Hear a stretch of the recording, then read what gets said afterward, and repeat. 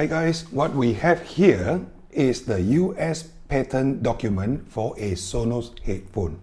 So this was filed about a year ago and it just got approved on the 25th of August 2020. So let's see today what this all means for Sonos lovers around the world.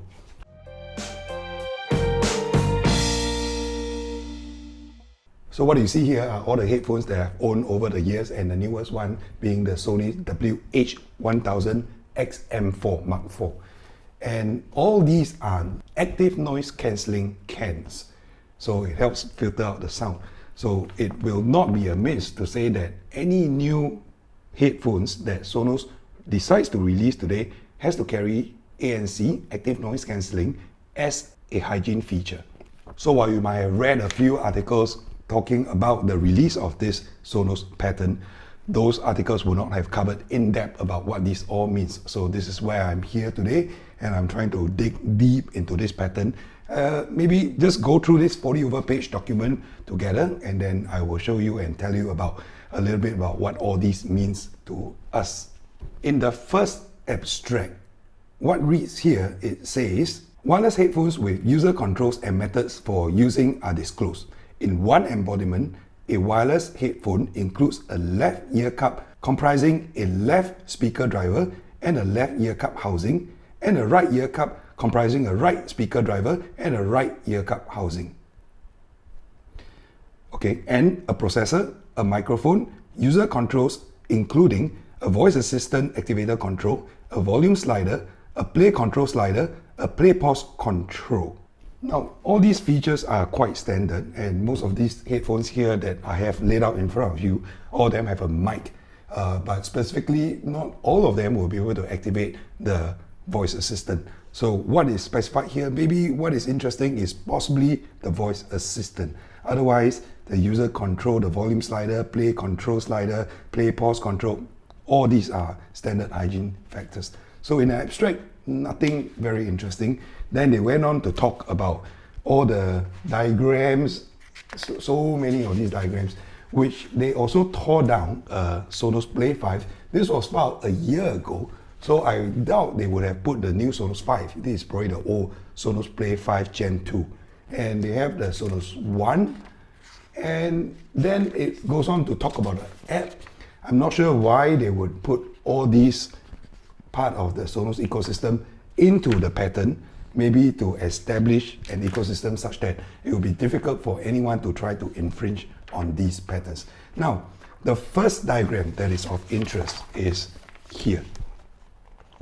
This is the first design of the headphone that they are presenting. Now, if you take a look at this, you won't be able to see it here. I'll just throw up the picture maybe here so that you can take a closer look. You will see that there aren't any charging ports or line-in ports or even physical buttons that are being depicted in this diagram here. So the headband design and where the cups swivel, it looks pretty much like what we have here. So this design language of a swooping headband that goes to the rear of the ear cup is actually pretty unique. Well, not just unique to B&W, because B&O, they also do this, but a lot of the, even the old P5s, the P7, this is the PX, and the PX5, PX7, they carry this design. So, which is quite similar to what you're looking here in this picture. I find this pretty intuitive because without even looking at the headphones, I pick it up and straight away I know that this is the left and this is the right because the swoop goes towards the back of the head. So this is the first design. If you look around, yep, I actually mentioned that there are no charging ports that are being depicted here, no line-in ports that are being depicted here as well. This is a pretty boring design. Okay. Now, in figure 12, they've kind of depicted a few more things. They've made some reference to the notes here. And the whole area of the ear cup is actually touch control. And if you look at some of the headphones, okay, the Sony, the WH-1000 XM4, even they use swipe controls up down for volume control and to the back and to the front for skip track or pause track or forward track, and tap to pause or answer the call. So all those, it has also been detailed in this Sonos patent document that was issued just 2 weeks ago, a week ago actually. So there's really nothing much more to this first design. So in the patent, they actually detail a second design here. Now this is where things gets a little bit interesting. Now let's take this away and we'll look at this design right up here. You might not actually notice much, but this line drawing here is slightly more detailed. And if you look at the bottom, the base of the ear cup, there's actually what looks like a mic hole, and there's what looks like a charging port. And USB-C is actually being specified in this Sonos patent document. Now, look at 1706 here. So what looks like this design looks pretty much like the Bose NC700, where there's a strap and you swivel the cup up and down, or rather you move the cup up and down to adjust for your head size along the stalk, along the stem. But this doesn't look like the whole cup is going to swivel along. It looks like the stem will actually retract into the headband or pull out from the headband. So it's still fixed at the end point. Now, you may not notice this from the drawings, but I'll touch about this in just a little bit when we go into the details. But these knobs, these tips, okay, they carry a very clever feature, which they detail later, which I'll go into. And you'll be able to see that at the side, there are two elongated buttons, which they have specifically mentioned that these are physical buttons where you can pause or you can play. I'm not sure what other functions it carries. A pattern is meant to be pretty wide, covers a lot of ground, so that it's not restricted. And at this point in time, we don't know whether this product is going to go live or is going to go to market or not. It could change and the buttons may not come to fruition. You don't actually know. Now in another diagram on just the following page, you actually see only one button instead of two buttons. So it could be two on one cup and one on the other cup. We're not very sure about that. Under detailed description, the first line of the overview is going to read this. Wireless headphones discussed herein can utilize digital communications over a wireless link, for example, Bluetooth, Wi-Fi, etc., to receive audio data from any variety of media sources. Well, that's just like every other headphones here, but just hang on. Media may be received by a wireless headphone from a separate computing device, such as a personal computer, smartphone, tablet, or playback device, such as a smart speaker or a smart television. Okay, so in the simplest manifestation of that, this would mean that you're using a phone or you're using a music player and you are connecting to the headphones via Bluetooth. So Bluetooth can carry, amongst other things, primarily audio data. So the audio data is being sent over to the headphones and music comes out, sound comes out. Okay, now, but what is very, very interesting, in the next line that follows this description, it reads, media may also be received by the wireless headphone from a media streaming service, such as Spotify, iTunes, or Amazon, etc. This is very interesting. Now, streaming comes over Wi-Fi. Streaming comes via a LAN connection, via 802.11 connection. All right? It does not go over Bluetooth. There's no LDAC, no AAC, no SBC, no aptX.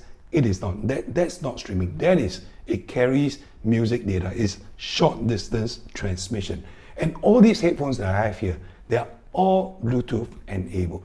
But if you are able to stream directly, receive from this Sonos wireless headphone from Spotify, iTunes, Amazon, Tidal, whatever, it actually means that it is able, there is a processor here that you're using Spotify Connect, for example, to connect directly to the service. So you are skipping the playback medium completely and altogether.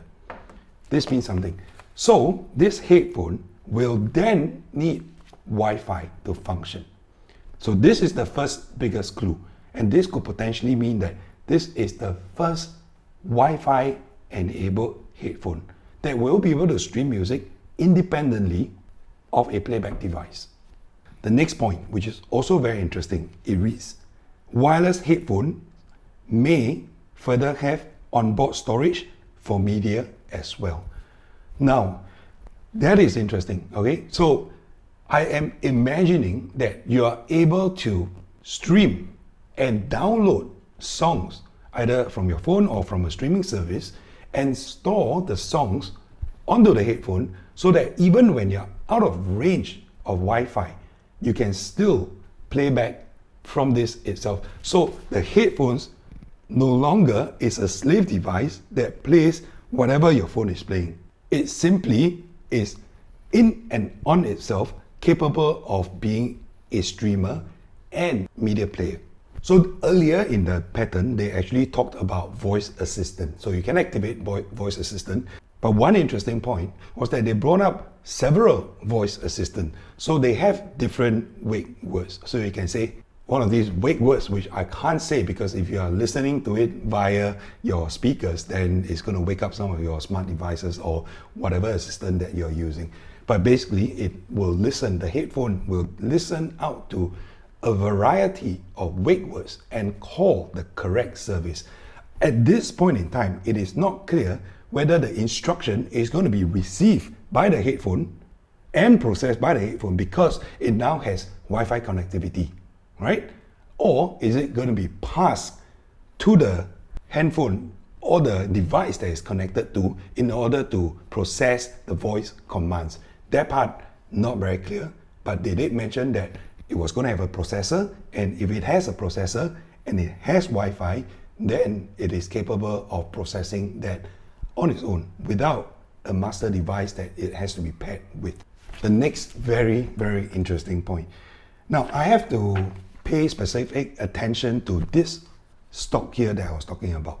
So if you look at this design, it actually looks pretty much like the Bose NC700, where the stem comes down. Now, if you read the document carefully, the tip of the stock are actually two knobs, all right, which you can turn. And that is clever. That is so clever. So they specify that one of the knobs was able to control volume. So you could quickly change volume without just swiping up and down. So this doesn't apply to the first design because it doesn't have a stock.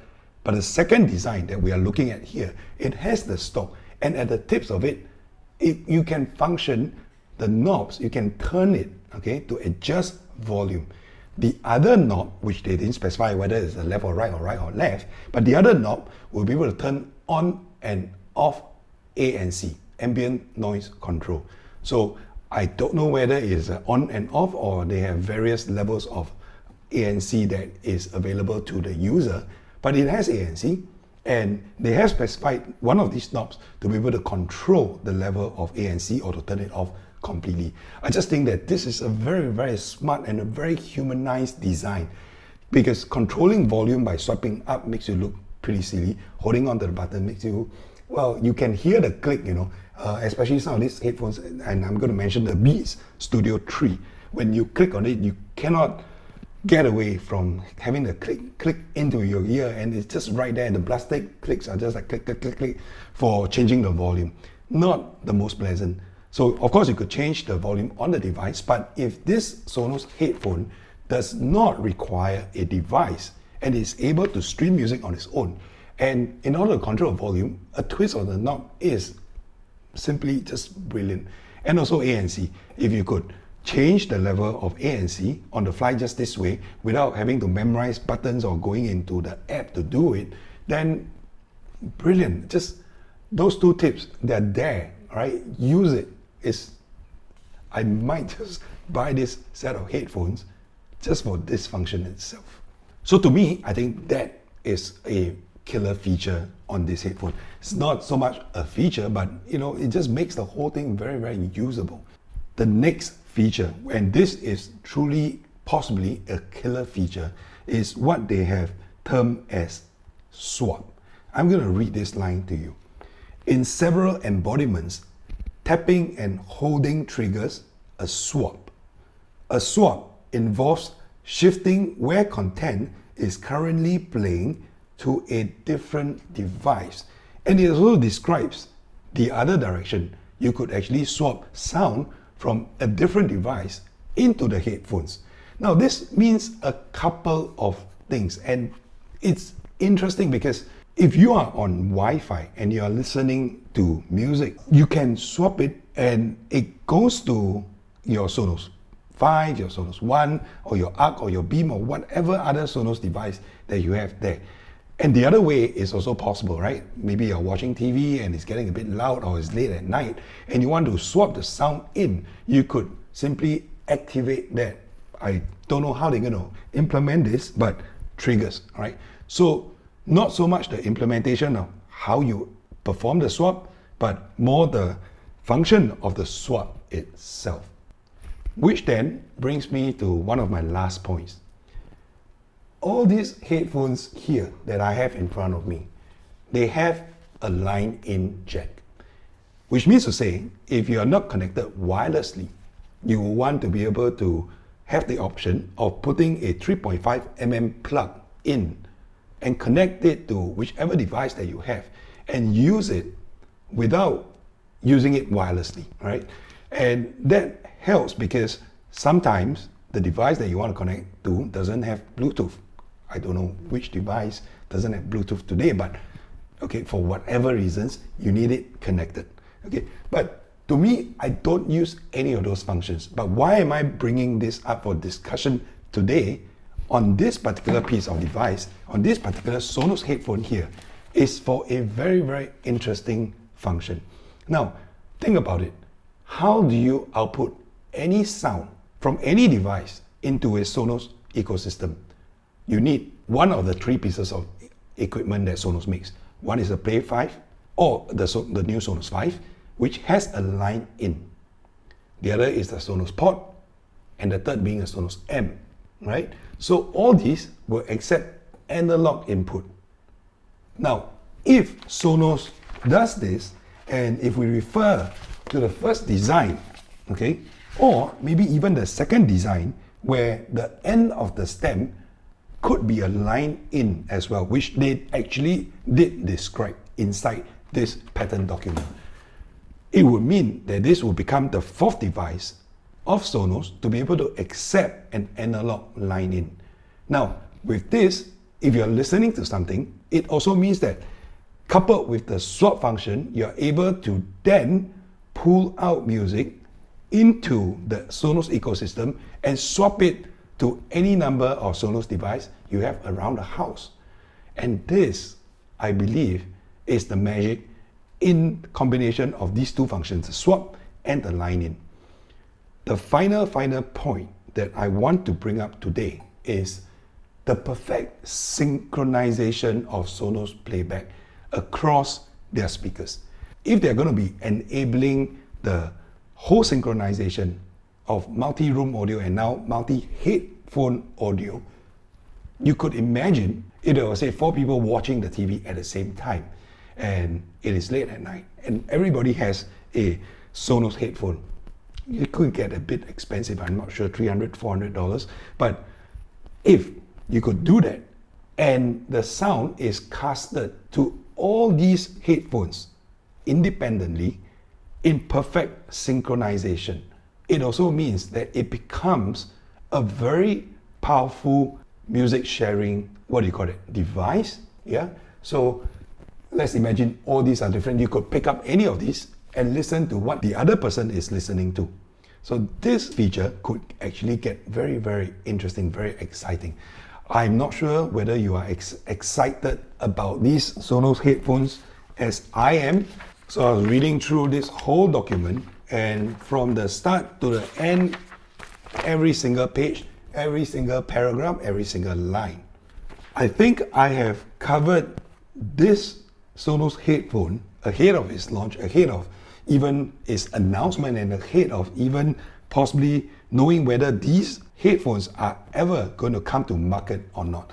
But Sonos, if you are listening, let's hope that you are picking up some of the desires of what I think could make this a pair of very, very useful headphones for your Sonos lovers, your Sonos customers around the world today.